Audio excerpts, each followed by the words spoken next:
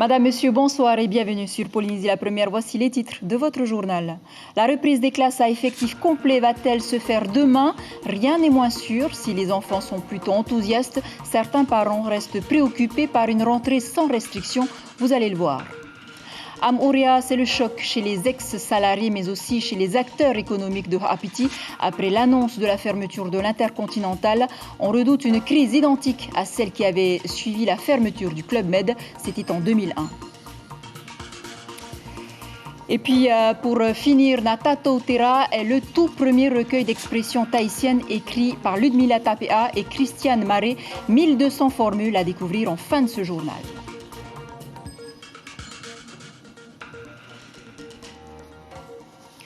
Mais d'abord, tous les élèves sont appelés à reprendre la classe demain. C'est ce qu'avait annoncé la ministre de l'Éducation, Christelle Lehartel. Mais de nombreux parents ne cachent pas leur inquiétude, d'autant plus qu'il n'y aura plus aucune distanciation imposée dans les classes et que le port du masque est désormais juste recommandé pour les enfants et les enseignants. Le reportage à Mataya de Nicolas Suir et Mirko Vanfou.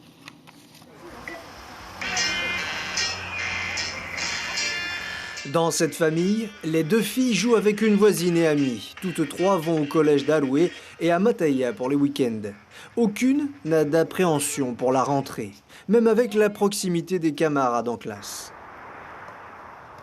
On nous met chacun sur une table, mais en fait, je ne sais pas plus sur ça. D'accord. Et tu es rassurée quand même, enfin, tu es confiante? Oui, je suis très confiante. À plusieurs, les jeux sont plus amusants, mais l'ennui survient tout de même. Alors, elles sont impatientes de retourner sur les bancs de l'école, et pas seulement pour la demi-journée. J'aime d'aller toute la journée. À l'école? Oui, parce que au moins, toute la journée, on a quelque chose à faire. Alors que quand il y a l'école que le matin, après l'après-midi, on n'a rien à faire. Teanou, la mère, est beaucoup moins sereine.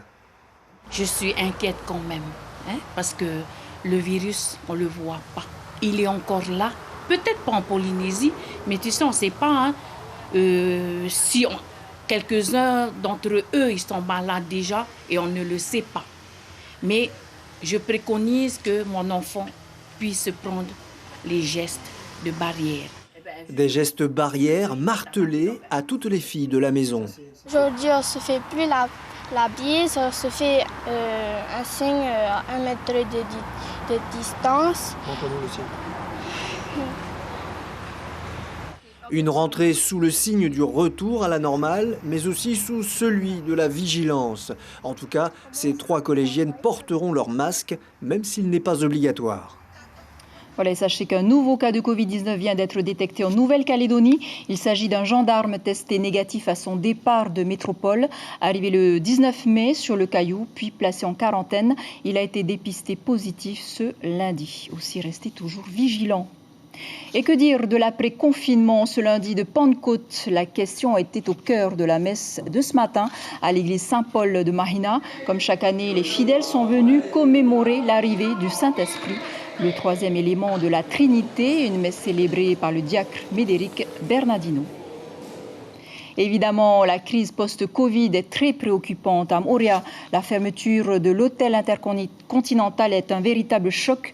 Le personnel de l'hôtel, mais aussi les acteurs économiques des alentours voient le spectre d'une seconde crise Club Med et le marasme qui avait résulté de sa fermeture en 2001. C'est en tout cas ce qu'ils ont confié à Heidi Enko et Jérôme Lee.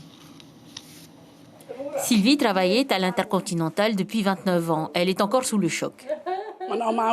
J'ai vraiment mal. J'ai une pensée pour ces jeunes, ceux qui viennent seulement de rentrer depuis 2 ans, les extras. J'ai surtout vraiment mal pour eux. Moi, vous savez, ça peut aller, mais eux, ils ont les familles, des enfants. Ils n'ont plus de travail aujourd'hui. Comment faire? Pourtant, elle se trouve favorisée, car elle devait partir à la retraite bientôt. Mais elle sait que pour les jeunes recrues de l'hôtel, un difficile chemin s'ouvre devant eux. Cette voie plus qu'incertaine, les acteurs économiques de Whapiti savent qu'ils devront la prendre, eux aussi, d'une certaine façon. Comme dans ce salon de beauté situé juste en face de l'hôtel. Beaucoup de choc, ouais. C'est énorme. Ouais. C'est énorme parce que ça paralyse quand même tout le secteur déjà de Whapiti. Et vu déjà la fermeture du Club Med, alors si on rajoute celui-là, c'est Hapiti qui est mort complètement, quoi.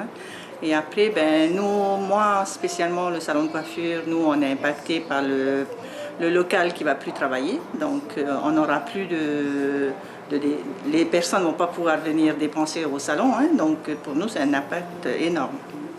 Même crainte dans ce centre commercial situé face à l'ancien site du Club Med. C'est vraiment quelque chose qui fait très mal à tout le monde. En priorité évidemment à ceux qui y travaillent, aux employés eux-mêmes qui vont être touchés les premiers.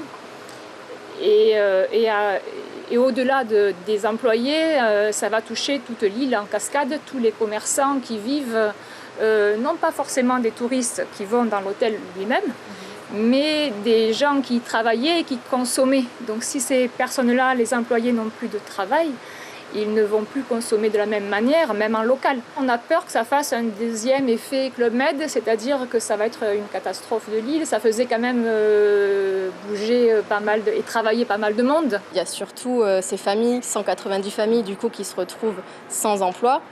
Et nous, ça nous affecte évidemment aussi, puisque ces personnes qui étaient employées à l'Interconti étaient nos clients aussi. Donc il y a à la fois un manque à gagner sur le plan touristique, c'est sûr, mais c'est surtout au niveau local que c'est le plus gênant parce que c'est des familles entières qui sont touchées. Parfois, les deux personnes d'un même couple travaillent dans l'hôtel et ça va affecter tout le secteur, c'est sûr. Peut-être comme avant, j'espère pas. Ici, on ne parle pas encore de licenciement économique, mais après la fermeture du Club Med, beaucoup de commerces avaient dû le faire. Certains avaient même mis la clé sous la porte. Pour ces commerçants, l'avenir risque de s'assombrir. À Rangiroa aussi, au Tuamotu, les professionnels du tourisme s'affolent. 3e destination touristique après Moorea et Bora Bora. Rangiroa attire 30 000 visiteurs chaque année. Les 800 prestataires et familles qui vivent de cette manne financière demandent au pays l'ouverture des vols internationaux. Mario Leroy, Marc Mouton. Désespérément vide, snack, hôtel, club de plongée, toutes ces structures qui vivent du tourisme à Rangiroa sont à l'arrêt. La levée du confinement ne leur apporte rien. C'est très important de refaire venir les touristes internationaux. Je sais que de toute façon, il y a un risque. Le virus, il ne va pas disparaître. Donc, il faudra qu'on mette en place des précautions pour contrôler le risque. Mais on peut pas juste arrêter. La réputation de l'atoll à l'international n'est plus à faire.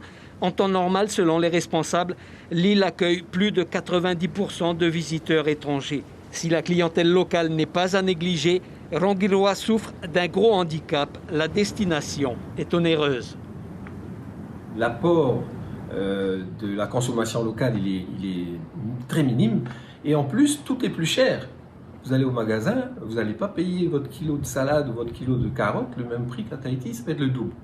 Donc la vie est aussi chère dans les Tuamotu et si on a effectivement la possibilité d'avoir le copra ou le poisson à volonté, il y a aussi beaucoup de désavantages. Donc il faut tenir compte de ça au niveau des aides qu'on veut bien nous donner. Le moteur économique de l'île est à l'arrêt. Ici, 77 personnes sont employées dans cet hôtel. Il y en a seulement 55 en poste actuellement. C'est toute la chaîne qui est impactée jusqu'aux pêcheurs. Il n'y a plus de touristes, il n'y a plus de clients dans les hôtels, dans les poissons de famille et les snacks. Du coup, on n'a plus la vente du poisson.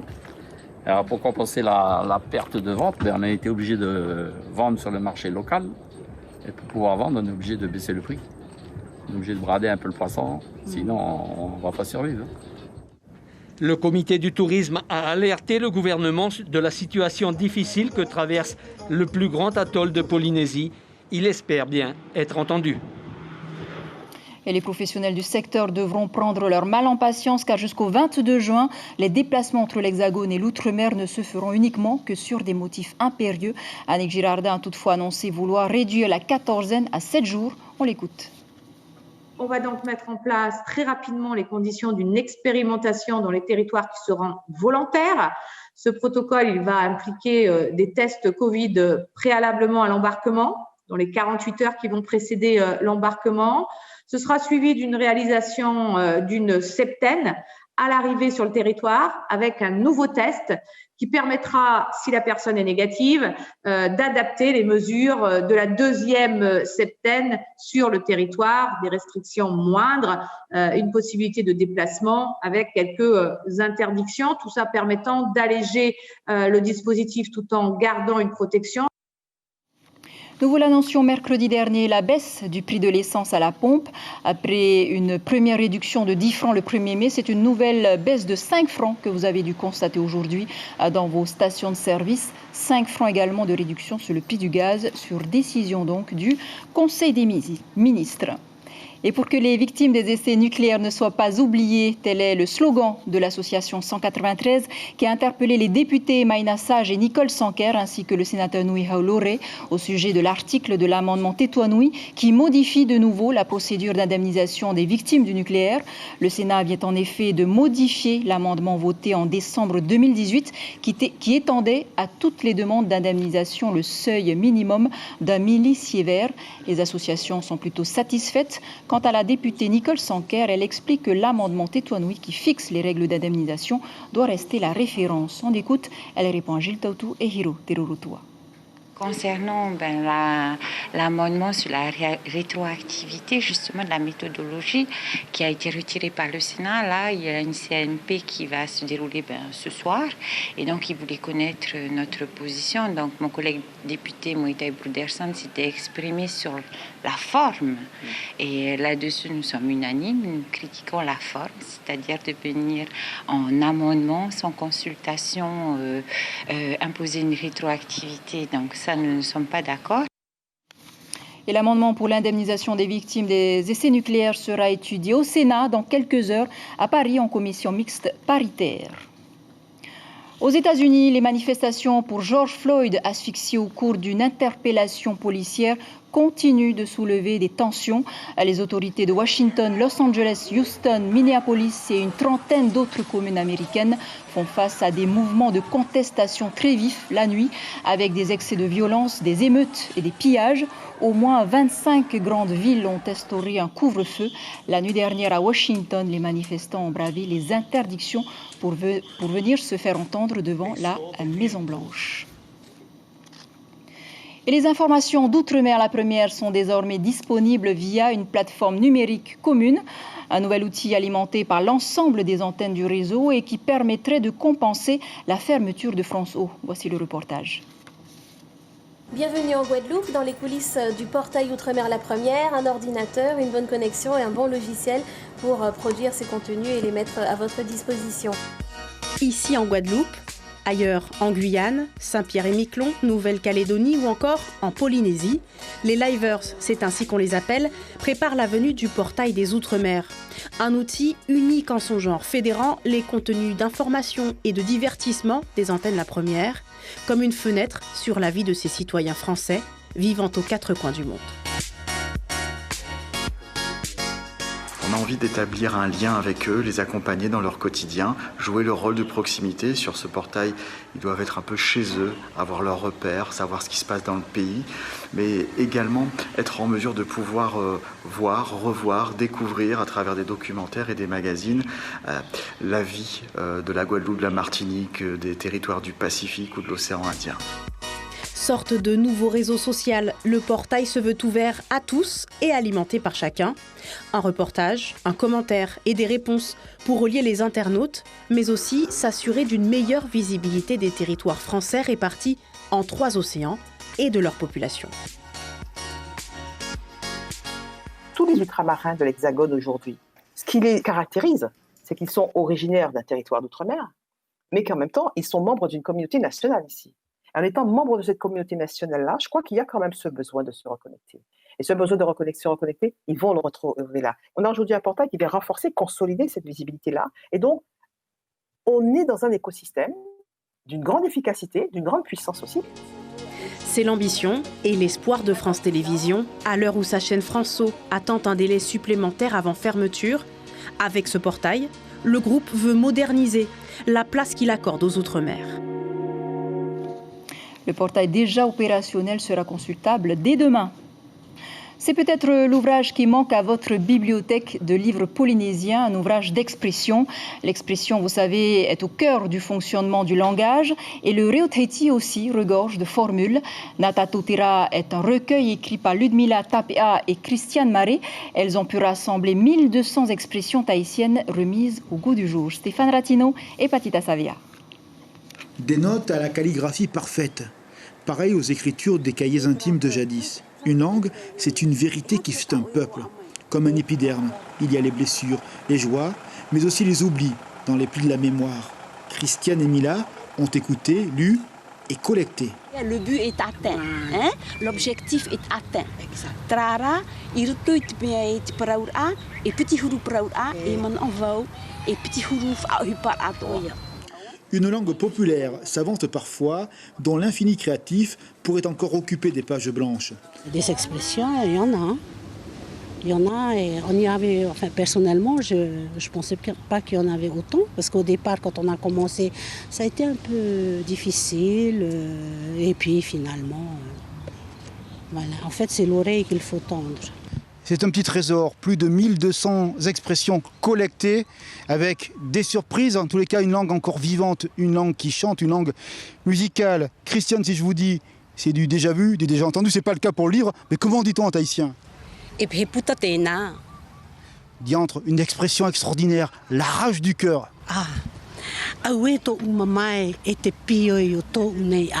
Et ça vous a retourné le cœur, cette expression-là? Ah oui, elle m'a beaucoup émue. Pourquoi? Parce que les mots qui sont dits me touchent vraiment directement au cœur et puis c'est beau. L'ère du temps est au martyre des langues, l'anglais dominant. Mais l'enfantement du monde naît de la diversité des parlers.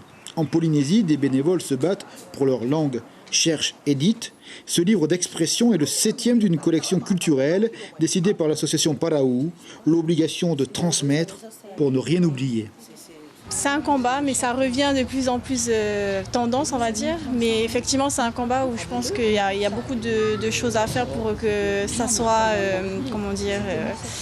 que les jeunes parlent la langue polynésienne. Il y a du chemin à faire. Mais il y en a qui s'intéressent et tant mieux. La langue est un jeu de miroir et d'avenir. Plus on cherche en elle, plus on trouve, pareillement à l'écoute de son cœur, de ses sentiments. Et d'ailleurs, nos auteurs s'émerveillent de l'imaginaire du langage tahitien, ce qui redouble leur amour pour le Fénois et ses gens. En fait, je ressentais déjà cela. Auparavant, c'est quand même ma langue, c'est quand même ma culture. Mais c'est vrai que suite à ce travail, même pendant ce travail-là, je ressens plus encore d'attachement à cette langue et à cette culture. La belle formule tahitienne, la rage du cœur, nous dit beaucoup, et ce livre sur les expressions du pays, expressément, est un pari sur la vie, est un pari pour la vie. Il est le chant des cœurs colorés qui parlent sous le soleil. Voilà peut-être un trésor à rajouter à votre collection en attendant un deuxième tome qui est en préparation. Direction les Marquises, focus sur l'île de Hivaoa où a vécu l'artiste belge Jacques Brel de 1975 à 78, car c'est à bord de son bateau Lasqua que Jacques Brel se lance en 74 dans un tour du monde qui l'emmène à Hivaoa justement. Le bateau a été renfloué en Nouvelle-Zélande et transporté en Europe par une équipe de mécènes et de bénévoles. Lasqua est revenu à Hivaoa pour la deuxième fois, mais cette fois pour très longtemps. Une nouvelle pièce de collection qui s'ajoute aux monuments historiques à visiter sur l'île. C'est ainsi que s'achève ce journal dont je vous rappelle l'information principale. À Moorea, la fermeture de l'hôtel Intercontinental est un véritable choc. Le personnel de l'hôtel, mais aussi les acteurs économiques des alentours voient le spectre d'une seconde crise. Club Med et le marasme qui avait résulté de sa fermeture s'étend à 2001. À la une de vos quotidiens, demain, la dépêche titre donc « Course de 2 roues des habitants excédés ». Quant à Tahiti Info, la croisière entre 2 eaux. Voilà, c'était donc l'essentiel de l'actualité du jour. Merci de nous rester fidèles. 5h30, vos infos radio. Très belle nuit sur la première. À demain.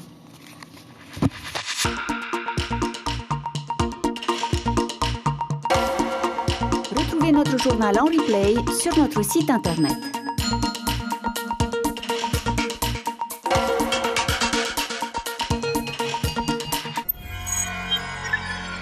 Retrouvez ce programme en replay sur notre site internet.